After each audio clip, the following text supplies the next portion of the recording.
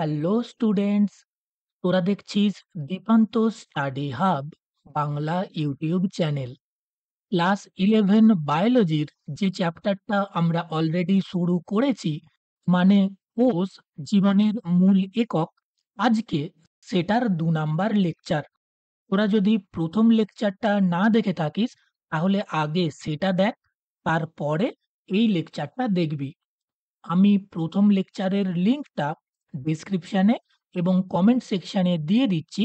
সেখান থেকে তোরা আগে ওটা দেখে নে, তারপরে এই লেকচারটা দেখবি। না হলে কিন্তু কিচ্ছু বুঝতে পারবি না। ক্লিয়ার? আমরা প্রথম ভিডিওতে মেনলি কোষের ইন্ট্রোডাকশন সম্বন্ধে পড়েছিলাম, যে কোষ কাকে বলে বা কোষের মধ্যে কি কি জিনিস থাকে সেইগুলো পড়েছিলাম। আর সাথে সাথে প্রোক্যারিওটিক কোষ এবং ইউক্যারিওটিক কোষ সম্বন্ধে কিছু কিছু জিনিস জেনেছিলাম। আর আজকের এই ভিডিওতে প্রোক্যারিওটিক কোষ সম্বন্ধে ডিটেলে পড়ব, এবং এই ভিডিওর বাইরে তোদেরকে প্রোক্যারিওটিক কোষের জন্য আর কিচ্ছু করার প্রয়োজন নেই। তো চল, আর সময় নষ্ট না করে আজকের ভিডিওটা শুরু করি। সবার প্রথমে প্রোক্যারিওটিক কোষের গঠন, মানে একটা প্রোক্যারিওটিক কোষে মেনলি কোন কোন জিনিসগুলো থাকে। এক নাম্বার হচ্ছে কোষ আবরণী, আরেকটা হচ্ছে প্রোটোপ্লাজম। কোষ আবরণী মানে হচ্ছে কোষের বাইরে যে আবরণগুলো থাকে সেটাকে আমরা বলবো কোষ আবরণী। আর কোষ পর্দা বা প্লাজমা পর্দার ভেতরে যা কিছু জিনিস থাকে সেটাকেই আমরা প্রোটোপ্লাজম বলেছিলাম। এইবারে এই প্রোক্যারিওটিক কোষের ক্ষেত্রে এই যে কোষ আবরণী সেটা আবার ৩ ধরনের হয়। সেগুলো কি কি? ১ নাম্বার হচ্ছে গ্লাইকোক্যালিক্স, ২ নাম্বার হবে কোষ প্রাচীর, আর ৩ নাম্বার হবে কোষ পর্দা বা প্লাজমা পর্দা। এইবারে এই যে গ্লাইকোক্যালিক্স সেটা আবার ২ ধরনের হতে পারে।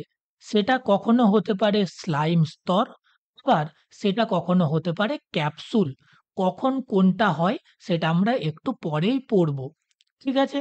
আর এই যে কোষ পর্দা বা প্লাজমা পর্দা, ওটা আবার কখনো কখনো একটা বিশেষ গঠন বা স্ট্রাকচার সৃষ্টি করে, যেটার নাম হবে মেসোজোম। বোঝা গেল? তাহলে এই হচ্ছে প্রোক্যারিওটিক কোষের কোষ আবরণী। যদি আমরা প্রোটোপ্লাজমটা দেখি, আমরা এটাও প্রথম ভিডিওতে বলেছিলাম যে প্রোটোপ্লাজমের প্রধানত ২টো অংশ। সেগুলো কি কি? না, একটা হচ্ছে সাইটোপ্লাজম, আরেকটা অংশকে আমরা বলি নিউক্লিয়াস। কিন্তু যেহেতু প্রোক্যারিওটিক কোষের ক্ষেত্রে আদর্শ নিউক্লিয়াস থাকে না, সেই জন্যে আমরা তার পরিবর্তে জেনেটিক পদার্থ শব্দটা ব্যবহার করব। তার মানে প্রোক্যারিওটিক কোষের প্রোটোপ্লাজম ২টো অংশ নিয়ে তৈরি। একটা হচ্ছে তার সাইটোপ্লাজম, আরেকটা হবে ওর জেনেটিক পদার্থ। এইবারে কোষের মধ্যে যে অর্ধতরল পদার্থটা থাকে এবং যেটাতে কোষের সমস্ত জিনিসগুলো অবস্থান করে, সেটার নাম হচ্ছে সাইটোপ্লাজম। এটাও আমি প্রথম ভিডিওতে বলেছিলাম। প্রোক্যারিওটিক কোষের ক্ষেত্রে এই সাইটোপ্লাজমের মধ্যে আমরা মেনলি ২টো জিনিস দেখতে পাবো। সেগুলো কি কি? না, একটা হবে রাইবোজোম, আরেকটা হবে প্লাজমিড। আর এদের যে জেনেটিক পদার্থ সেটার নাম হবে নিউক্লিয়য়েড। তাহলে প্রোক্যারিওটিক কোষের প্রোটোপ্লাজমের মধ্যে মেনলি ৩টে জিনিস আমরা পড়ব। সেগুলো হচ্ছে রাইবোজোম, প্লাজমিড, আর ওর জেনেটিক পদার্থ, যেটাকে আমরা বলছি নিউক্লিয়য়েড। এই সমস্ত জিনিসগুলো ছাড়াও প্রোক্যারিওটিক কোষের ক্ষেত্রে আরো কিছু এক্সট্রা জিনিস দেখা যায়। সেগুলো কি কি? না, প্রোক্যারিওটিক কোষে আমরা ফ্ল্যাজেলা দেখতে পাবো, পিলি দেখতে পাবো, ফিমব্রি দেখতে পাবো, ক্রোমাটোফোর দেখতে পাবো, এবং কিছু কিছু সঞ্চিত খাদ্য বা সঞ্চিত পদার্থ আমরা দেখতে পাবো। তাহলে এই পর্যন্ত ক্লিয়ার? এইবারে আমরা এদের সম্বন্ধে ডিটেলে পড়ব। নেক্সট, সবার প্রথমে কোষ আবরণীগুলোর সম্বন্ধে আমরা পড়ব। মনে কর এটা হচ্ছে একটা প্রোক্যারিওটিক কোষের সাইটোপ্লাজম, মানে কোষের মধ্যে যে অর্ধতরল পদার্থ রয়েছে সেটা। তাহলে সাইটোপ্লাজমের জাস্ট বাইরে তোরা যে আবরণীটা দেখতে পাবি সেটাকে আমরা বলবো কোষ পর্দা বা প্লাজমা পর্দা। তার মানে কোষের সাইটোপ্লাজমের জাস্ট বাইরে যে কোষ আবরণীটা থাকে সেটাকে আমরা বলবো কোষ পর্দা বা প্লাজমা পর্দা। এইবার এই কোষ পর্দার বাইরে যে আবরণীটা থাকে সেটার নাম হবে কোষ প্রাচীর। তাহলে কোষ পর্দার বাইরের দিকে কোষ প্রাচীর অবস্থান করে। আর ৩ নাম্বার, এই কোষ প্রাচীরের বাইরে অর্থাৎ সবথেকে বাইরে যে কোষ আবরণীটা অবস্থান করে তার নাম হবে গ্লাইকোক্যালিক্স। তাহলে বোঝা গেল সাইটোপ্লাজমের জাস্ট বাইরে এই যে লাল রঙের আবরণীটা সেটা হবে কোষ পর্দা। কোষ পর্দার বাইরে সবুজ রঙের যে আবরণী সেটা হবে কোষ প্রাচীর। আর কোষ প্রাচীরেরও বাইরে অর্থাৎ সবথেকে বাইরের দিকে এই হলুদ রঙের যে আবরণীটা আছে সেটা হবে গ্লাইকোক্যালিক্স। এইবার আমরা বাইরের থেকে দেখলে সবার বাইরে কোন স্তরটাকে দেখতে পাবো? সেটা হবে এই হলুদ রঙের স্তরটা অর্থাৎ গ্লাইকোক্যালিক্স। তাহলে যদি আমরা বাইরের থেকে ভেতরের দিকে বলি সেক্ষেত্রে সবার প্রথমে আসবে গ্লাইকোক্যালিক্স। গ্লাইকোক্যালিক্সের ভেতরে পাবো আমরা কোষ প্রাচীর। আর কোষ প্রাচীরেরও ভেতরে অর্থাৎ সবচেয়ে ভেতরে আমরা পাবো এই লাল রঙের আবরণী যেটা হচ্ছে কোষ পর্দা বা প্লাজমা পর্দা। এখানে আলাদা, আলাদা রংগুলো আমি শুধুমাত্র বোঝানোর জন্য ব্যবহার করেছি। এগুলো কিন্তু এদের অ্যাকচুয়াল রং নয়। যাতে ৩ টে লেয়ারকে আলাদা করা যায় তার জন্যেই আমি এই ৩ টে রং ব্যবহার করেছি। ক্লিয়ার? নেক্সট, সবার প্রথমে গ্লাইকোক্যালিক্স এবং আমরা দেখলাম এখানে যে হলুদ রঙের স্তরটা সেটা হচ্ছে গ্লাইকোক্যালিক্স। প্রথম পয়েন্ট, এটি প্রোক্যারিওটিক কোষের সবচেয়ে বাইরের আবরণী।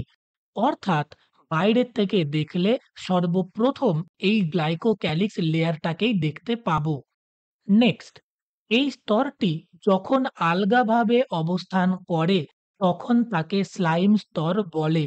তার মানে যদি গ্লাইকোক্যালিক স্তরটা আলগাভাবে অবস্থান করে তখন সেটার নাম হয়ে যাবে স্লাইম স্তর।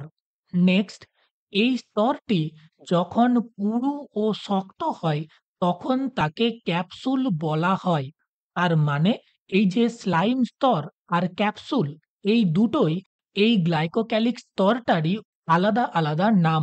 যখন এই গ্লাইকোক্যালিক্স লেয়ারটা আলগাভাবে অবস্থান করে তখন সেটার নাম হয় স্লাইম স্তর।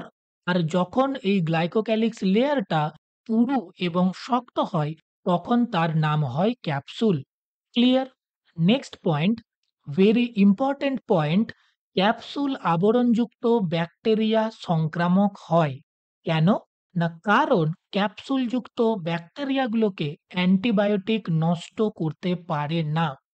তার মানে কিছু, কিছু ব্যাকটেরিয়ার ক্ষেত্রে ক্যাপসুল আবরণী থাকে, আবার অনেক ব্যাকটেরিয়ার ক্ষেত্রে ক্যাপসুল আবরণী থাকে না। যাদের ক্ষেত্রে ক্যাপসুল আবরণী থাকে তাদেরকে অ্যান্টিবায়োটিক মেরে ফেলতে পারে না। যার কারণে সেগুলো আমাদের শরীরে রোগ সৃষ্টি করতে পারে। অর্থাৎ তারা সংক্রামক হয়।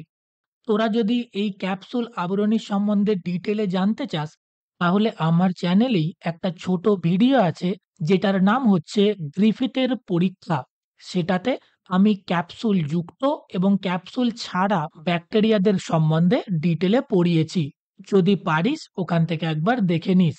আরেকটা জিনিস, এখানে প্রোক্যারিওটিক কোষ পড়ার জন্যে আমরা ব্যাকটেরিয়ার উদাহরণ নিচ্ছি কেন? কারণ ব্যাকটেরিয়া হচ্ছে একটা আদর্শ প্রোক্যারিওটিক কোষ। তার মানে একটা ব্যাকটেরিয়ার গঠন আমরা যদি পড়ি সেটাই হবে একটা প্রোক্যারিওটিক কোষের গঠন। ক্লিয়ার? নেক্সট পয়েন্ট, ক্যাপসুলযুক্ত ডিপ্লোকক্কাস ব্যাকটেরিয়া নিউমোনিয়া রোগ সৃষ্টি করে। তার মানে এই যে ডিপ্লোকক্কাস এর পুরো নাম হচ্ছে ডিপ্লোকক্কাস নিউমোনি এবং এই ডিপ্লোকক্কাস নিউমোনি ব্যাকটেরিয়াতে ক্যাপসুলের আবরণী থাকে যার কারণে এটা আমাদের শরীরে রোগ সৃষ্টি করতে পারে এবং এই ব্যাকটেরিয়াটা আমাদের শরীরে নিউমোনিয়া রোগ সৃষ্টি করে। বোঝা গেল? তাহলে গ্লাইকোক্যালিক্স সম্বন্ধে আমরা মেইনলি কি পড়ব? না, ব্যাকটেরিয়া কোষের সবচেয়ে বাইরের আবরণী হচ্ছে গ্লাইকোক্যালিক্স। এটা যখন আলগাভাবে অবস্থান করে তখন সেটার নাম হয় স্লাইম স্তর। আর এটা যখন শক্ত এবং পুরু হয় তখন সেটাকে বলা হয় ক্যাপসুল। এইবারে এই ক্যাপসুলটা যদি কোনো ব্যাকটেরিয়াতে উপস্থিত থাকে, সেটাকে অ্যান্টিবায়োটিক মেরে ফেলতে পারে না এবং যার কারণে সেটা আমাদের শরীরে রোগ সৃষ্টি করতে পারে। আর ক্যাপসুলযুক্ত একটা ব্যাকটেরিয়ার উদাহরণ হচ্ছে ডিপ্লোকক্কাস নিউমোনি, যেটা আমাদের শরীরে নিউমোনিয়া রোগ সৃষ্টি করে। ক্লিয়ার? নেক্সট, কোষ আবরণীর ২ নাম্বার লেয়ারটার নাম হচ্ছে কোষ প্রাচীর এবং আমাদের এই ছবিতে সবুজ রঙের যেটা লেয়ার সেটাই হচ্ছে কোষ প্রাচীর। তাহলে ১ম পয়েন্ট, যে এটি ক্যাপসুল বা স্লাইম স্তরের ঠিক নিচেই অবস্থিত। এই ছবিতে হলুদ রঙের লেয়ারটা ছিল ক্যাপসুল বা স্লাইম স্তর বা যেটাকে আমরা গ্লাইকোক্যালিক্স বলছিলাম এবং তার জাস্ট নিচেই সবুজ রঙের স্তরটাই হচ্ছে কোষ প্রাচীর। নেক্সট পয়েন্ট, এই স্তরটি মৃত এবং তোরা মনে রাখবি যেটা গ্লাইকোক্যালিক্স ছিল মানে সবথেকে বাইরের স্তর এবং এই কোষ প্রাচীর, এই দুটো স্তরই কিন্তু মৃত এবং তোরা যেখানেই কোষ প্রাচীর দেখতে পাবি সেটা প্রোক্যারিওটিক হোক বা ইউক্যারিওটিক হোক, সব জায়গাতেই কোষ প্রাচীর কিন্তু মৃতই হবে। ক্লিয়ার? ৩ নাম্বার, এটি মূলত পেপটাইডোগ্লাইক্যান এবং পলিস্যাকারাইড দিয়ে তৈরি। আমি এর আগের লেকচারেও বলেছিলাম যে প্রোক্যারিওটদের কোষ প্রাচীরটা পেপটাইডোগ্লাইক্যান এবং পলিস্যাকারাইড দিয়ে তৈরি হয়। এই যে পেপটাইডোগ্লাইক্যান সেটা হচ্ছে একটা অ্যামাইনো সুগার, মানে এর মধ্যে অ্যামাইনো অ্যাসিডও থাকছে এবং সুগার অর্থাৎ কার্বোহাইড্রেটও থাকছে। এই দুটো জিনিস নিয়ে পেপটাইডোগ্লাইক্যানটা তৈরি হয়। নেক্সট পয়েন্ট, পেপটাইডোগ্লাইক্যান হলো মূলত ন্যাগ এবং ন্যাম এর পলিমার, মানে অনেকগুলো ন্যাগ এবং ন্যাম অণু পরপর জুড়ে গিয়ে এই পেপটাইডোগ্লাইক্যান স্তরটি তৈরি করে এবং এই যে ন্যাগ এবং ন্যাম, এদের পুরো নাম কিন্তু আমি অলরেডি আগের লেকচারে বলে দিয়েছি। সেগুলো কি কি? ন্যাগ এর পুরো নাম হচ্ছে এন অ্যাসিটাইল গ্লুকোজ অ্যামাইন আর ন্যাম এর পুরো নাম হচ্ছে এন অ্যাসিটাইল মিউরামিক অ্যাসিড। তাহলে ন্যাগ এবং ন্যাম এই দুটো জিনিস নিয়ে পেপটাইডোগ্লাইক্যান তৈরি হচ্ছে। ক্লিয়ার? নেক্সট পয়েন্ট, কোষ প্রাচীর কোষকে যান্ত্রিক দৃঢ়তা প্রদান করে। অ্যাকচুয়ালি কি হয় না, কোষ প্রাচীরটা অনেকটা হার্ড ধরনের, যার কারণে এটা কোষকে বাইরের বিভিন্ন আঘাতের হাত থেকে রক্ষা করে এবং কোষকে একটা নির্দিষ্ট শেপ বা আকার দিতেও সাহায্য করে। যেমন ধর, আমরা বাড়িতে কি জন্য প্রাচীর দিই? যাতে বাইরের থেকে কোনো আঘাত খুব সহজেই আমাদের ঘরের ভেতরে না চলে আসে। অর্থাৎ বাইরের চোর বা অন্যান্য শত্রুকে আটকানোর জন্য আমরা প্রাচীর দিই। ঠিক সেই রকম কোষ নিজেও তার বাইরে একটা প্রাচীর নির্মাণ করে যাতে সে বিভিন্ন আঘাত থেকে রক্ষা পায়। এর সাথে সাথে আরেকটা জিনিস তোরা মনে রাখবি, ছোট অণুগুলোর চলাচলকে কোষ প্রাচীর কিন্তু নিয়ন্ত্রণ করতে পারে না। মানে ছোট আকারের যে কোনো অণু খুব সহজেই কোষ প্রাচীরের ভেতর দিয়ে প্রবেশ করে যেতে পারে। তাহলে এইবার কোশ্চেন হবে যে সেই ছোট অণুগুলোর চলাচলকে কে নিয়ন্ত্রণ করবে? সেটাই হচ্ছে আমাদের পরের লেয়ার, যার নাম প্লাজমা পর্দা বা যেটাকেই আমরা কোষ পর্দা হিসাবে জানি। ক্লিয়ার? তাহলে আমাদের সবচেয়ে ভেতরের যেটা কোষ আবরণী সেটার নাম হবে প্লাজমা পর্দা বা কোষ পর্দা। ক্লিয়ার? এবং এই ছবিতে যেটা লাল রঙের আমরা দেখিয়েছি সেটাই হচ্ছে আমাদের প্লাজমা পর্দা। তাহলে ১ম পয়েন্ট, এটি কোষ প্রাচীরের ঠিক নিচে অবস্থিত। আমাদের সবুজ রঙের যেটা লেয়ার সেটা ছিল কোষ প্রাচীর এবং সেটার ঠিক ভেতরের দিকেই প্লাজমা পর্দাটা অবস্থান করে। নেক্সট পয়েন্ট, এই স্তরটি সজীব এবং ত্রিস্তরীয়, অর্থাৎ এই স্তরটা কিন্তু সজীব স্তর। আমরা একটু আগেই বলছিলাম এর বাইরে যে দুটো স্তর ছিল মানে গ্লাইকোক্যালিক্স এবং কোষ প্রাচীর, এরা ছিল মৃত স্তর এবং একমাত্র সজীব স্তর হচ্ছে এই প্লাজমা পর্দা বা কোষ পর্দা।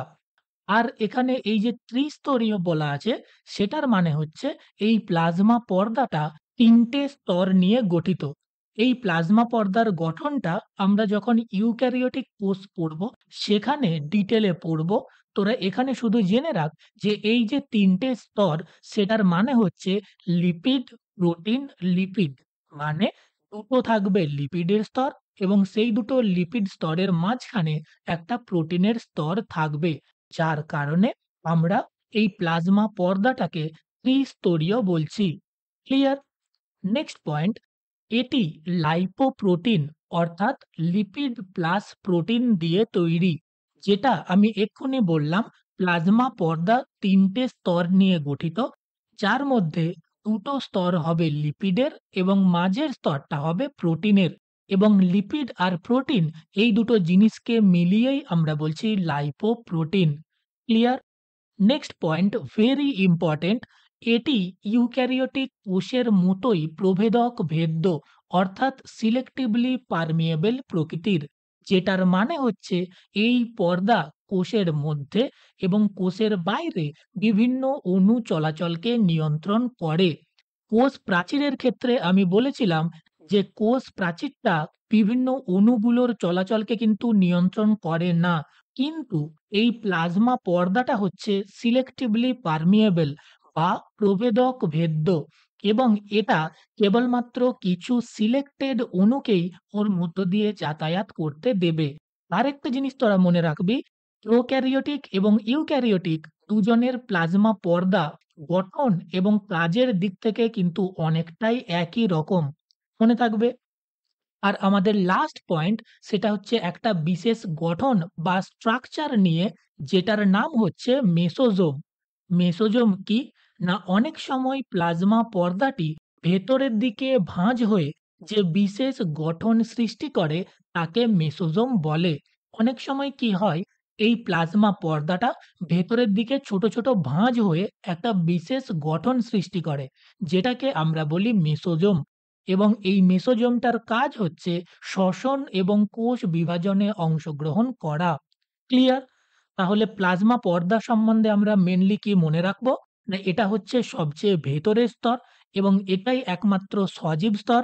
এটা লাইপোপ্রোটিন নিয়ে তৈরি, ত্রিস্তরীয় অর্থাৎ লিপিড, প্রোটিন, লিপিড এই ৩ টে স্তর নিয়ে তৈরি হবে এবং এটার গঠনটা আমরা ইউক্যারিওটিক কোষ পড়ার সময় ডিটেইলে পড়ব।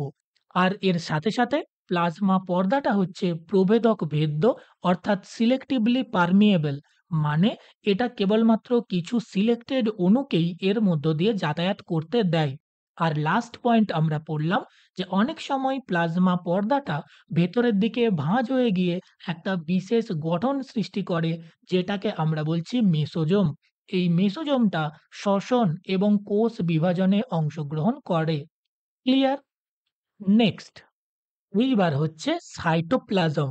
এবং আমরা সবাই জানি যে কোষের মধ্যে যে অর্ধ তরল পদার্থটা থাকে, যেটার মধ্যে সমস্ত কোষ অঙ্গাণুগুলো অবস্থান করে, সেটাকেই আমরা সাইটোপ্লাজম বলি। তাহলে প্রথম পয়েন্ট, প্লাজমা পর্দা বেষ্টিত যে জেলির মতো অর্ধতরল পদার্থ থাকে তাকে সাইটোপ্লাজম বলে। অর্থাৎ কোষ পর্দা বা প্লাজমা পর্দার ভেতরে এই সাইটোপ্লাজমটা অবস্থান করে। আর নেক্সট পয়েন্ট, কোষের সমস্ত উপাদানগুলি এই সাইটোপ্লাজমে অবস্থান করে। মানে কোষের নিউক্লিয়াস, জেনেটিক পদার্থ, সমস্ত কোষ অঙ্গাণু, যদি কোনো সঞ্চিত পদার্থ থাকে, এই সমস্ত জিনিসগুলো এই সাইটোপ্লাজমের মধ্যে ভাসমান অবস্থায় থাকবে। এবং তোরা আরেকটা জিনিস এখানে এড করে নিবি, কোষের সমস্ত কাজকর্মগুলো এই সাইটোপ্লাজমেই ঘটে। ক্লিয়ার? নেক্সট, আমাদের পরের টপিক হচ্ছে রাইবোজোম। এই রাইবোজোমই হচ্ছে প্রোক্যারিওটিক কোষের একমাত্র কোষ অঙ্গাণু। কারণ প্রোক্যারিওটিক কোষের সংজ্ঞা মানে আগের লেকচারেই আমি বলেছিলাম যে প্রোক্যারিওটিক কোষের ক্ষেত্রে কোনো পর্দা বেষ্টিত কোষ অঙ্গাণু থাকে না। এই রাইবোজোমটা পর্দাবিহীন কোষ অঙ্গাণু, সেই কারণে এটা প্রোক্যারিওটিক কোষেও অবস্থান করে। তাহলে আমরা কি, কি বলবো? ১ নাম্বার, এটি একটি পর্দাবিহীন কোষ অঙ্গাণু, মানে এর নিজস্ব কোনো পর্দা থাকে না। ক্লিয়ার? নেক্সট, প্রোক্যারিওটিক এবং ইউক্যারিওটিক উভয় কোষের মধ্যেই এটি দেখতে পাওয়া যায়। তাই একে সার্বজনীন কোষ অঙ্গাণু বলা হয়। তাহলে এখানে একটা কোশ্চেন আসতে পারে যে সার্বজনীন কোষ অঙ্গাণু কাকে এবং কেন বলা হয়? তাহলে উত্তরটা হবে যে সার্বজনীন কোষ অঙ্গাণু আমরা রাইবোজোমকে বলবো, এবং তার কারণ হচ্ছে এটা প্রোক্যারিওটিক এবং ইউক্যারিওটিক উভয় কোষেই দেখতে পাওয়া যায়। Clear? ৩ number, very important point, prokaryotic কোষের রাইবোজোমগুলো 70S প্রকৃতির হয়, যার অধো একক দুটি হলো 50S এবং 30S। এটা কিন্তু মুখস্থ রাখবি যে প্রোক্যারিওটিক কোষের রাইবোজোমগুলো 70S প্রকৃতির, এবং এটা দুটো অধো একক নিয়ে তৈরি, যার একটা হচ্ছে 50S আর একটা হচ্ছে 30S। যেমন এই ছবিটাতে লক্ষ্য কর, ওপরের যেটা অংশ সেটা একটা একক বা ইউনিট, এবং নিচের যেটা অংশ সেটা আলাদা একটা একক বা একটা ইউনিট। বোঝা গেল? এইবারে তোদের কোশ্চেন হতে পারে যে 50S এবং 30S এই দুটোকে যোগ করলে 80S হওয়ার কথা। কিন্তু এগুলোকে এইভাবে যোগ করা হয় না। এই যে S মানে হচ্ছে ভেদবার্গ ইউনিট বা ভেদবার্গ একক। এখানে ওটা ওর সেডিমেন্টেশন কোএফিসিয়েন্ট বা অধঃক্ষেপণের উপরে নির্ভর করে। তোরা এত কিছু মনে রাখার দরকার নেই। তোরা শুধু এটাই মনে রাখবি, প্রোক্যারিওটিক কোষের রাইবোজোমটা হচ্ছে 70S প্রকৃতির, যার অধো একক দুটো হচ্ছে 50S এবং 30S। Clear? Last point, very important, যে রাইবোজোমের কাজ কি? না, রাইবোজোমটা প্রোটিন সংশ্লেষে অংশগ্রহণ করে, এবং এটাই কোষের একমাত্র অঙ্গাণু যেটা প্রোটিন সংশ্লেষ করবে। ক্লিয়ার? নেক্সট, এইবার ভেরি ইম্পোর্টেন্ট টপিক, প্রোক্যারিওটিক কোষের জেনেটিক পদার্থটা কি রকম হয়? আমরা শুরুতেই পড়েছিলাম প্রোক্যারিওটিক কোষের ক্ষেত্রে কোনো আদর্শ নিউক্লিয়াস থাকে না। তার মানে এদের যেটা জেনেটিক পদার্থ সেটা সাইটোপ্লাজমেই নগ্নভাবে অবস্থান করবে। তাহলে আমরা কি বলবো? প্রোক্যারিওটদের ক্ষেত্রে প্রধান জেনেটিক পদার্থটি হলো নগ্ন চক্রাকার দ্বিতন্ত্রী ডিএনএ, যা নিউক্লিয়য়েড বা জেনোফোর নামে পরিচিত। মানে কি দেখ, যেটা আমি বললাম যে যেহেতু প্রোক্যারিওটিক কোষের ক্ষেত্রে কোনো নিউক্লিয়াস থাকে না, সেই জন্য এদের জেনেটিক পদার্থটা অর্থাৎ দ্বিতন্ত্রী ডিএনএটা, দ্বিতন্ত্রী মানে কি? তোরা পরে গিয়ে পড়বি যে একটা ডিএনএতে দুটো স্ট্র্যান্ড থাকে। একটা হবে 3 প্রাইম থেকে 5 প্রাইম, আরেকটা হবে 5 প্রাইম থেকে 3 প্রাইম। এই দুটো স্ট্র্যান্ড বা তন্ত্র থাকার কারণে ডিএনএ কে দ্বিতন্ত্রী ডিএনএ বলা হয়। ক্লিয়ার? তাহলে এই দ্বিতন্ত্রী ডিএনএটা সাইটোপ্লাজমের মধ্যে নগ্ন অবস্থায় থাকে, এবং আরেকটা জিনিস মনে রাখবি, এদের ডিএনএটা হয় চক্রাকার, মানে গোলাকার, এবং এই ধরনের জেনেটিক পদার্থটার নাম দেওয়া হয়েছে নিউক্লিয়য়েড বা জেনোফোর। তাহলে তোদেরকে যদি জিজ্ঞাসা করা হয় যে নিউক্লিয়য়েড বা জেনোফোর কি? তাহলে তোরা প্রথমে বলবি প্রোক্যারিওটিক কোষের জেনেটিক পদার্থটিকে নিউক্লিয়য়েড বা জেনোফোর বলা হয়। তারপরে এই জিনিসটা লিখবি যে প্রোক্যারিওটদের ক্ষেত্রে প্রধান জেনেটিক পদার্থটি হলো নগ্ন চক্রাকার দ্বিতন্ত্রী ডিএনএ। মনে থাকবে? আরেকটা পয়েন্ট যেটা আমরা আগেও পড়ে নিয়েছি, যে প্রোক্যারিওটদের ডিএনএতে কোনো ক্ষারীয় হিস্টোন প্রোটিন থাকে না। Clear? Next point, again very important, সেটা হচ্ছে প্লাজমিড। প্লাজমিড কি? না, ব্যাকটেরিয়া কোষে নিউক্লিয়য়েড ছাড়াও, মানে এদের প্রধান জেনেটিক পদার্থটা ছাড়াও সাইটোপ্লাজমে অতিরিক্ত ক্ষুদ্র চক্রাকার দ্বিতন্ত্রী ডিএনএ থাকে, যারা স্বতন্ত্রভাবে বিভাজিত হতে পারে। এদের প্লাজমিড বলে। মানেটা কি দেখ, ওদের নিজস্ব যেটা ডিএনএ সেটা হচ্ছে নিউক্লিয়য়েড বা জেনোফোর, সেটা ছিল নগ্ন চক্রাকার দ্বিতন্ত্রী। সেটা ছাড়াও এদের সাইটোপ্লাজমে আরো আমরা অতিরিক্ত কিছু কিছু ডিএনএ দেখতে পাবো, যেগুলো হবে ক্ষুদ্র চক্রাকার এবং দ্বিতন্ত্রী, এবং তারা নিজেরাই স্বতন্ত্রভাবে বিভাজিত হতে পারে। মানে একটার থেকে দুটো, দুটোর থেকে চারটে, এইভাবে নিজেদের সংখ্যা বাড়াতে পারে। বোঝা গেল? নেক্সট পয়েন্ট, এই প্লাজমিডগুলি ব্যাকটেরিয়াকে কিছু বিশেষ বৈশিষ্ট্য প্রদান করে, যেমন অ্যান্টিবায়োটিক প্রতিরোধী ক্ষমতা। এদের যেটা জেনেটিক পদার্থ ছিল সেটা ওদের বংশানুক্রমিক যে বৈশিষ্ট্য সেগুলোকে বহন করবে। কিন্তু এই যে প্লাজমিড, সেটাতে বংশানুক্রমিক কোনো বৈশিষ্ট্যের বহনের কোনো কাজ নেই। এটা ব্যাকটেরিয়াকে কিছু বিশেষ বৈশিষ্ট্য প্রদান করে, যেমন অ্যান্টিবায়োটিক প্রতিরোধী ক্ষমতা।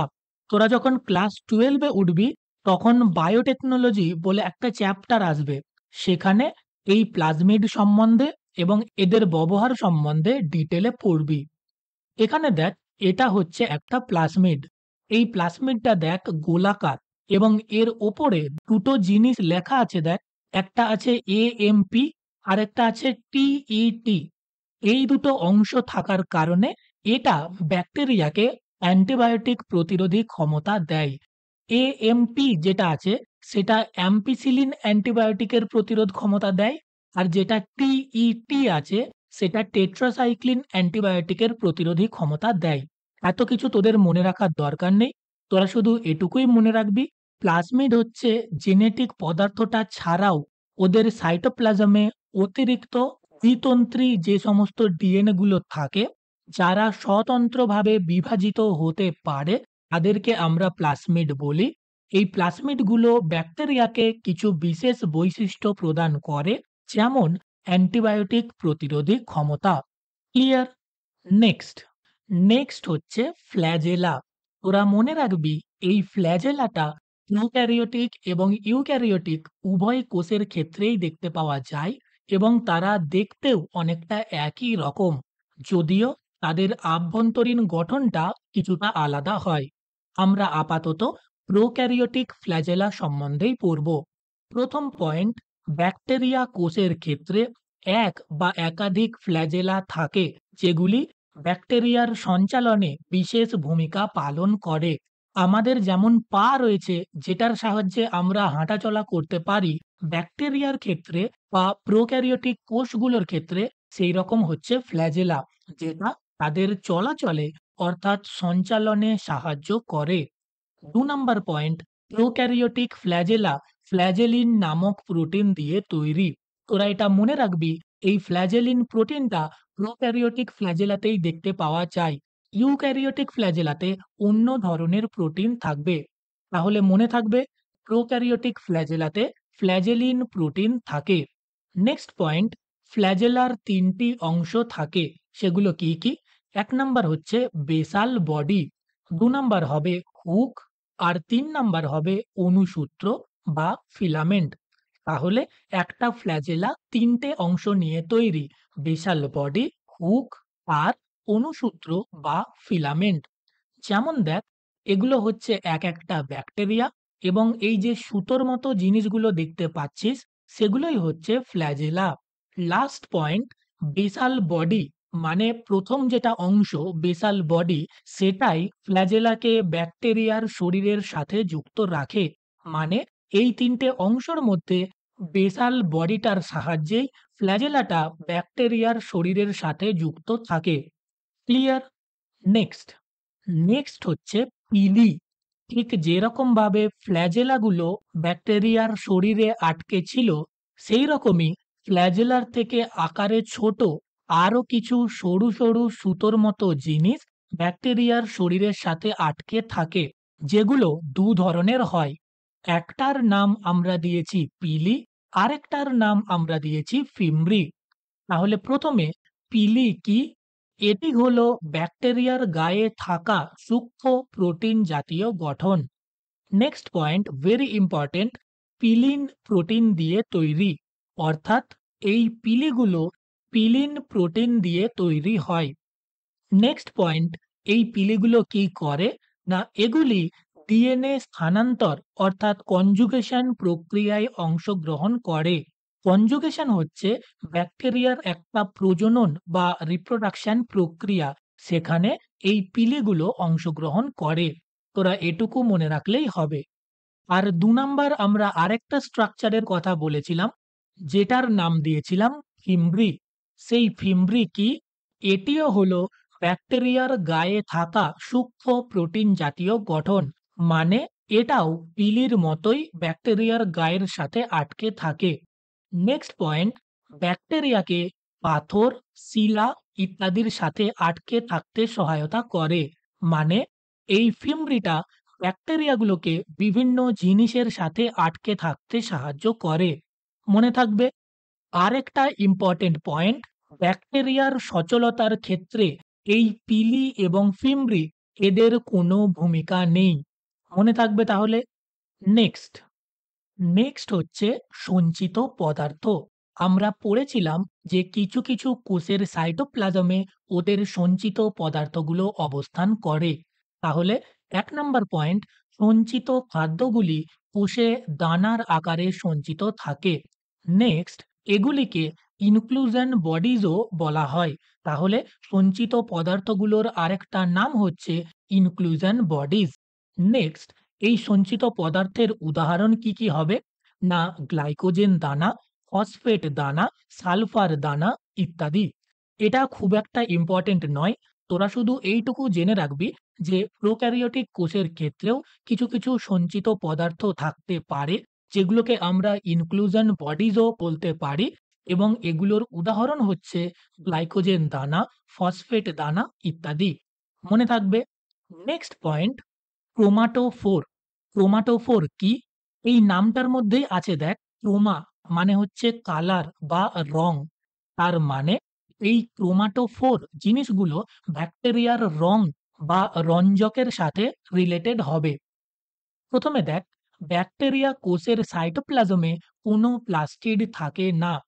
এই প্লাস্টিডটা সাধারণত ইউক্যারিওটিক কোষের ক্ষেত্রে এবং তার মধ্যেও মেনলি উদ্ভিদ কোষের ক্ষেত্রেই দেখতে পাবো।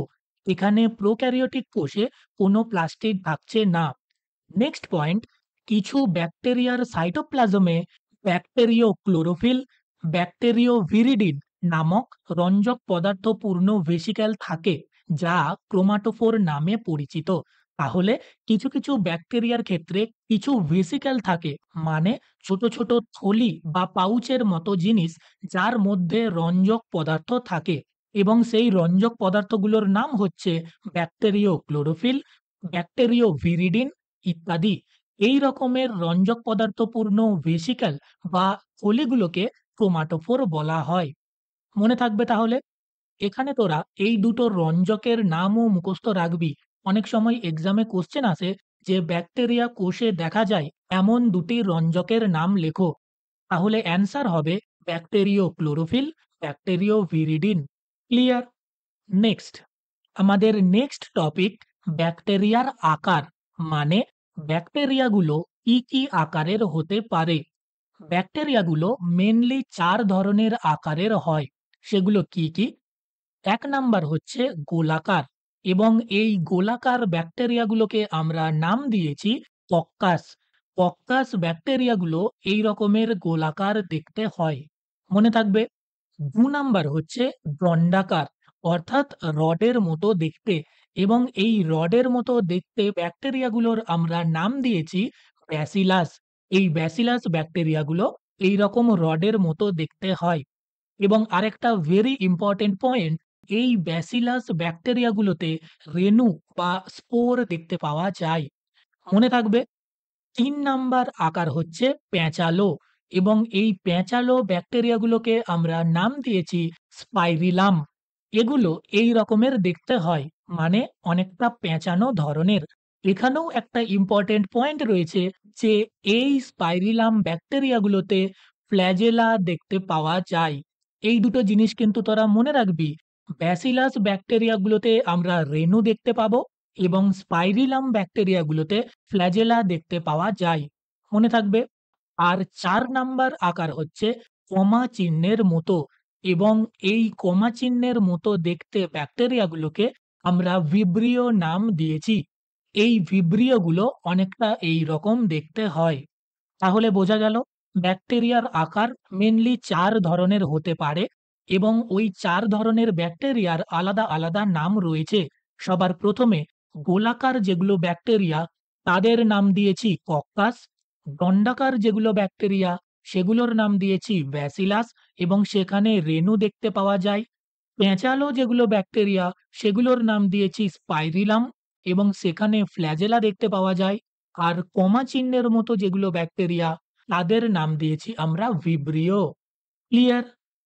নেক্সট আমাদের পরের টপিক হচ্ছে গ্রাম স্টেইনিং পদ্ধতি। এই পদ্ধতিটা বিজ্ঞানী ক্রিশ্চিয়ান গ্রাম প্রথম আবিষ্কার করেন এবং তার নাম অনুসারেই এটার নাম দেওয়া হয়েছিল গ্রাম স্টেইনিং। এখানে মেনলি কি করা হয়? এখানে দেখ কয়েকটা বোতল রাখা আছে। একটাতে লেখা আছে ক্রিশ্চিয়ান ভায়োলেট, পরেরটাতে লেখা আছে গ্রামস আয়োডিন, তারপরেরটাই লেখা আছে অ্যালকোহল, তারপরেরটাই লেখা আছে স্যাফ্রানিন। অ্যাকচুয়ালি কি হয় না, ব্যাকটেরিয়াগুলো আকারে খুব ছোট হবার কারণে আমরা ওদেরকে খালি চোখে দেখতে পাই না। যার কারণে এদেরকে দেখার জন্যে আমাদের মাইক্রোস্কোপের প্রয়োজন হয়। কিন্তু মাইক্রোস্কোপে দেখার আগে এদেরকে কিছু রং দিয়ে রঞ্জিত করতে হয়। তবেই আমরা এদেরকে মাইক্রোস্কোপে দেখতে পাবো এবং এই রং করার পদ্ধতিটার নামই হচ্ছে গ্রাম স্টেইনিং পদ্ধতি। সবার প্রথমে আমরা ব্যাকটেরিয়াগুলোকে ক্রিস্টাল ভায়োলেট এবং আয়োডিন দিয়ে রং করি। রং করার পরে ওদেরকে আমরা অ্যালকোহল বা অ্যাসিটন দিয়ে ধুয়ে দিই। এই ধুয়ে দেবার পরেও কিছু কিছু ব্যাকটেরিয়া রয়েছে যারা ওই ক্রিস্টাল ভায়োলেটের রংটাকে ধরে রাখে। ভায়োলেট মানে কি? বেগুনি।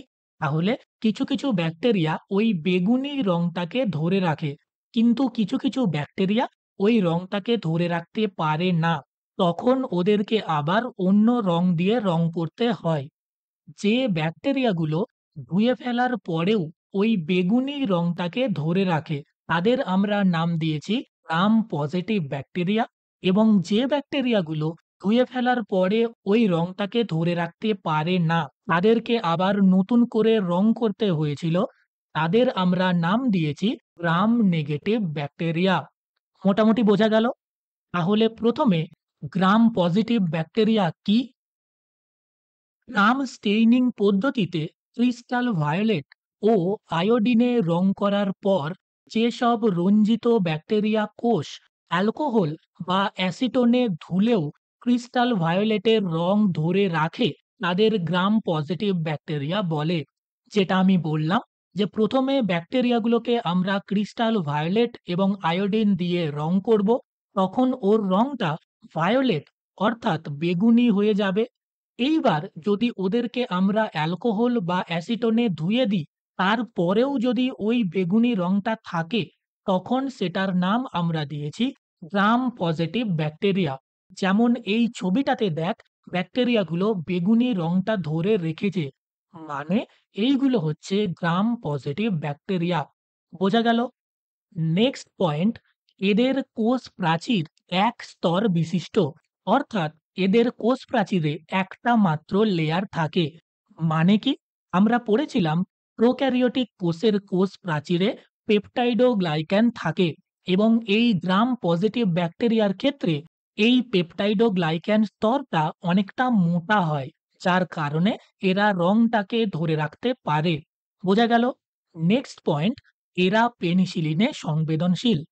তাহলে বোঝা গেল যে গ্রাম পজিটিভ ব্যাকটেরিয়াগুলো বেগুনি রংটাকে ধরে রাখে, এদের কোষ প্রাচীর এক স্তর বিশিষ্ট এবং এরা পেনিসিলিনের প্রতি সংবেদনশীল।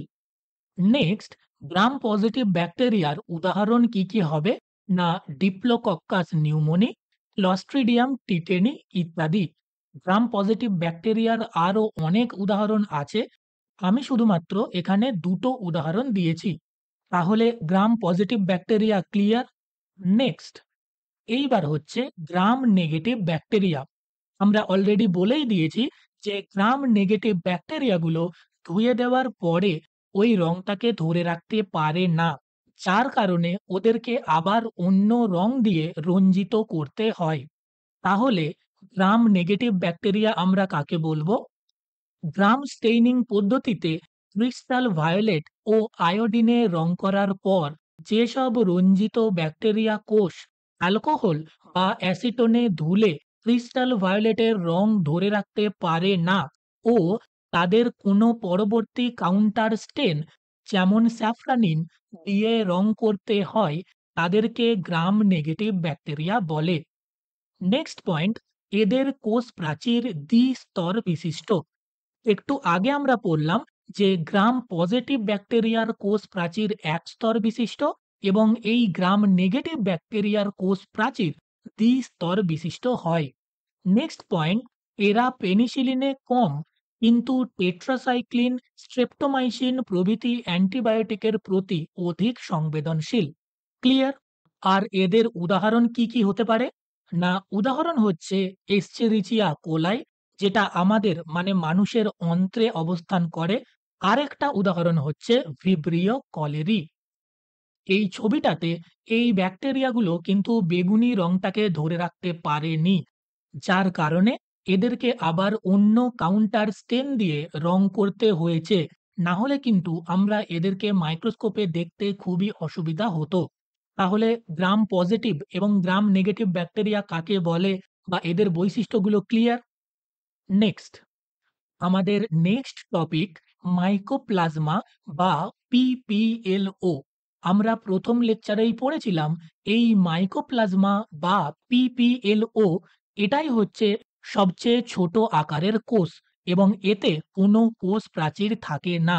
এই যে পিপিএলও সেটার মানে হচ্ছে প্লিউরো নিউমোনিয়া লাইক অর্গানিজম। বোঝা গেল? তাহলে প্রথম পয়েন্ট, এরা হলো সবচেয়ে ছোট কোষ বা জীব। এখানে জীব কেন বলছি?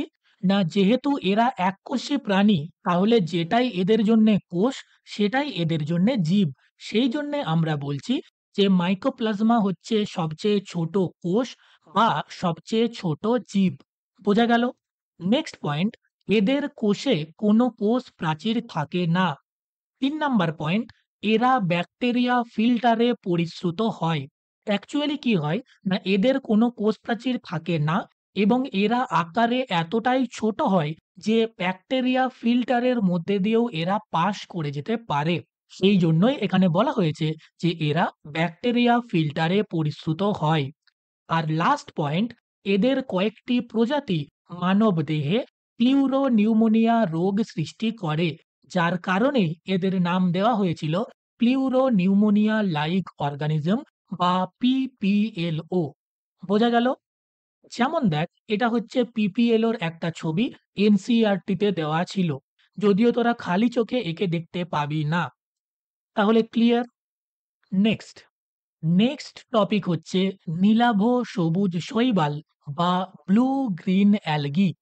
এদের আরেকটা নাম আছে, সেটা হচ্ছে সায়ানোব্যাকটেরিয়া। শুরুর দিকে এদেরকে শৈবাল অর্থাৎ অ্যালগি মানে উদ্ভিদ রাজ্যের মধ্যে রাখা হয়েছিল। কিন্তু পরবর্তীকালে যখন নতুন করে আবার শ্রেণীবিন্যাস করা হলো, তখন এদেরকে উদ্ভিদ রাজ্য থেকে বের করে নিয়ে এসে মোনেরা শ্রেণীর অন্তর্ভুক্ত করা হয়েছিল।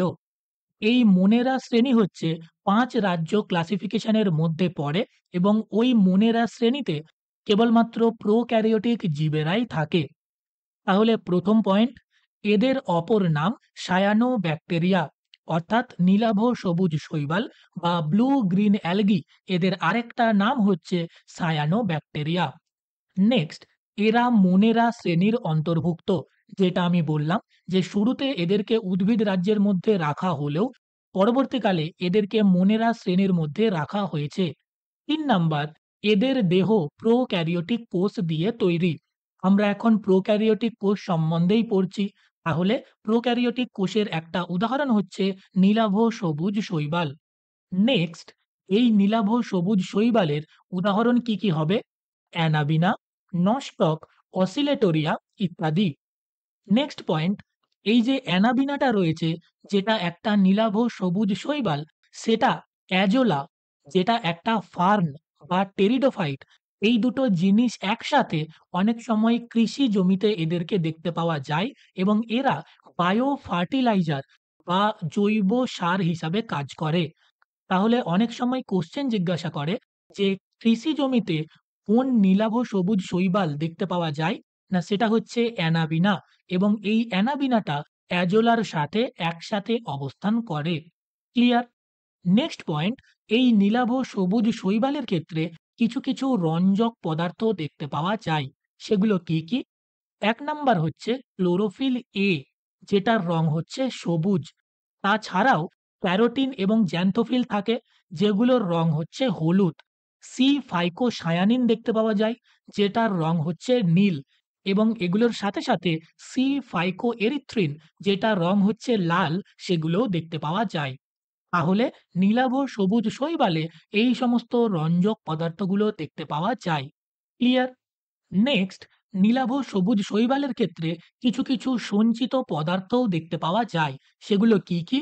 না গ্লাইকোপ্রোটিন, গ্লাইকোজেন বা শ্বেতসার, স্নেহ পদার্থের কণিকা, প্রোটিন কণিকা ইত্যাদি। এই সঞ্চিত খাদ্যটা এতটাও ইম্পোর্টেন্ট নয়। তোরা একটুখানি মনে রাখবি, নীলাভ সবুজ শৈবালের ক্ষেত্রেও কিছু সঞ্চিত পদার্থ দেখতে পাওয়া যায়। নেক্সট পয়েন্ট, নীলাভ সবুজ শৈবালে এক ধরনের গ্যাস ভ্যাকুওল দেখতে পাওয়া যায়। সেটা কি রকম? না এগুলি এক ধরনের সিউডো ভ্যাকুওল। অ্যাকচুয়াল যেটা ভ্যাকুওল, যখন আমরা উদ্ভিদ কোষ পড়ব সেটার ক্ষেত্রে দেখব, সেটার কাজ হচ্ছে বিভিন্ন ধরনের পদার্থকে সঞ্চয় করে রাখা।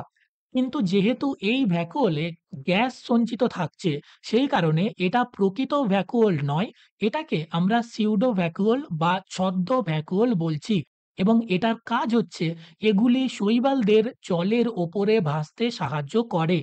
তোরা অনেকেই শুনে থাকবি, মাছের মধ্যে একটা জিনিস থাকে যেটাকে আমরা বলি পটকা। সেই পটকাটা মাছকে ভাসতে সাহায্য করে। ঠিক সেই রকম নীলাভ সবুজ শৈবালের ক্ষেত্রেও এই গ্যাস ভ্যাকুওল গুলো ওদেরকে জলে ভাসতে সাহায্য করে। বোঝা গেল? এই দেখ, এটা হচ্ছে একটা নীলাভ সবুজ শৈবালের ছবি, যেটার নাম হচ্ছে অ্যানাবিনা। তাহলে নীলাভ সবুজ শৈবাল বা ব্লু গ্রিন অ্যালগি বা সায়ানোব্যাকটেরিয়া পুরোটা বোঝা গেল। আজকের জন্যে এইটুকুই। এই পর্যন্ত ভিডিওটা দেখার জন্যে থ্যাংক ইউ। এই ভিডিওতে যদি কোনো ডাউট থেকে থাকে বা কোনো অংশটা যদি বুঝতে না পারিস, তাহলে অবশ্যই সেটা কমেন্ট সেকশনে জানাস, এবং তার সাথে ভিডিওটা কেমন লাগলো সেটাও অবশ্যই জানাস। তোদের কমেন্টগুলো আমার কাছে খুবই ভ্যালুয়েবল হবে, এবং পরের ভিডিওগুলোতে আমরা ইউক্যারিওটিক কোষের বিভিন্ন কোষ অঙ্গাণুগুলোর সম্বন্ধে পড়ব। বাকি ভালো থাকিস সবাই। Thank you, thank you so much. তোরা দেখছিলি Dipanta study hub Bangla YouTube channel.